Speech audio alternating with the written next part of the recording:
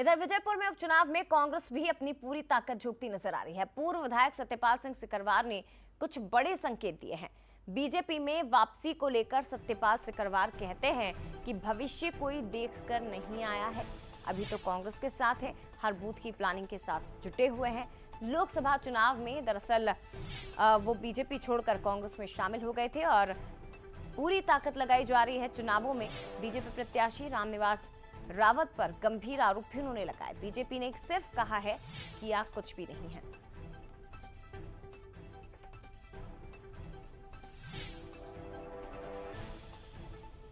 नीटू सिकरवार है मेरे साथ, पूर्व विधायक है और लगातार इस क्षेत्र में बने हुए। नीटू भाई, क्या देख रहे हैं? बीजेपी तो दावा कर रही है, हालांकि आपको लेकर भी ढेर सारी चर्चाएं होती रहती चुनाव के बीच में। देखिए, बीजेपी का दावा तो तब पता पड़ेगा जब 23 तारीख को रिजल्ट आएगा। और मेरा ऐसा मानना है कि ये चुनाव जनता लड़ रही है।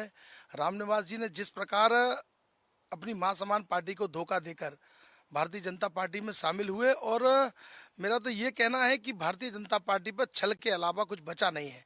लोकसभा का चुनाव हो, चाहे महापौर को जबरदस्ती अपनी पार्टी में शामिल कराना, रामनिवास जी को तोड़ना, अजब सिंह जी को अपनी पार्टी में शामिल कराना, राकेश मावई को, इसके अलावा उनके पास कुछ बचा नहीं है। तब जाकर ये चक्रव्यूह रचकर वो लोकसभा में परिणाम भारतीय जनता पार्टी के पक्ष में कर पाए। लेकिन इस बार जनता ने मन बना लिया है कि कांग्रेस पार्टी के प्रत्याशी, मुझे लगता है, ऐतिहासिक विजय की ओर है। क्यों लग रहा है ऐसा? क्योंकि ये भी कहा जाता है जहाँ सत्ता होती है, और आजकल तो मतदाता बड़ा समझदार हो गया, यही शायद विश्वास भारतीय जनता पार्टी को है। लेकिन आप ऐसा विश्वास मानकर क्यों चल रहे हैं कि इस बार चीजें बदल जाएंगी? देखिए, आप जब लगातार क्षेत्र में घूमेंगे तो पता पड़ेगा। ऐसी कोई वर्ग नहीं है, ऐसी कोई जाति नहीं है, ऐसी कोई संप्रदाय नहीं है जो ये मान के चल बैठी है कि इस बार कांग्रेस को जिताना है। वो जिताने का कारण ये है कि ये भ्रष्टाचार की जो लंका उन्होंने वर्षों में बनाई। चाहे आप देखेंगे, जब विजयपुर में जाएंगे तो एक पुल के पास में बड़ी सी मार्केट बनी हुई है। वो मार्केट पूछेंगे तो किसकी है, तो बोलेंगे रामनिवास रावत की। अब सुनवई रोड पर जाएंगे तो एक बड़ा सा कैंपस बना हुआ है कॉलेज का, पूछेंगे किसका है, तो रामनिवास रावत जी का। विनेगा में 150 एकड़ का फार्म हाउस, जब पूछेंगे किसका है, तो बताएंगे कि गरीब लोगों से छुड़ाई हुई संपत्ति बनाकर उन्होंने अपने जो संपत्ति अर्जित की उसको बचाने के लिए रामनिवास जी कांग्रेस में गए हैं। ये भ्रष्टाचार की लंका को ढाने का काम यहाँ की जनता करने वाली है, ऐसा मेरा मानना है। नीटू सिकरवार को लेकर भी चर्चा होती रहती है, चुनाव से लेके चुनाव के बीच में। आज भी ये चर्चा होती रही और ये चर्चा चल रही है कि वापसी तो नहीं कर रहे हैं।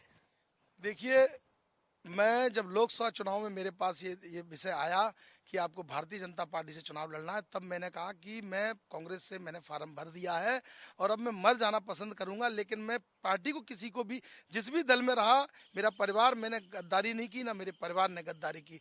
मैं कांग्रेस से लड़ा, चुनाव हार गया, लेकिन मेरे चेहरे पर प्रसन्नता के भाव हैं। जो लोग चुनाव मुझे हराकर भी प्रसन्नता के भाव अपने चेहरे पर नहीं दिखाए, आप रामनिवास जी का चेहरा देख लेंगे, पता पड़ जाएगा, जरा भी प्रसन्नता का भाव उनके चेहरे पर नहीं दिखाई देगा। और आप ये मान के चलिए, मैं नहीं मानता कि भविष्य में परिणाम क्या आने वाले हैं, क्या होने वाला है, मुझे नहीं मालूम। लेकिन मैं जब तक रहूंगा तब तक ईमानदारी से कांग्रेस का काम करूंगा और पूरी निष्ठा के साथ कांग्रेस के साथ रहूंगा। और ये भी माना जाए कि जब तक है तब तक तो नीटू भाई यहाँ है। तब तक का विषय मेरा ये था कि देखो, भविष्य में क्या होगा क्या नहीं होगा ये मुझे नहीं मालूम, लेकिन मैं ये विश्वास के साथ कह सकता हूँ कि अब पूरे जीवन भर कांग्रेस के साथ रहने वाला हूँ।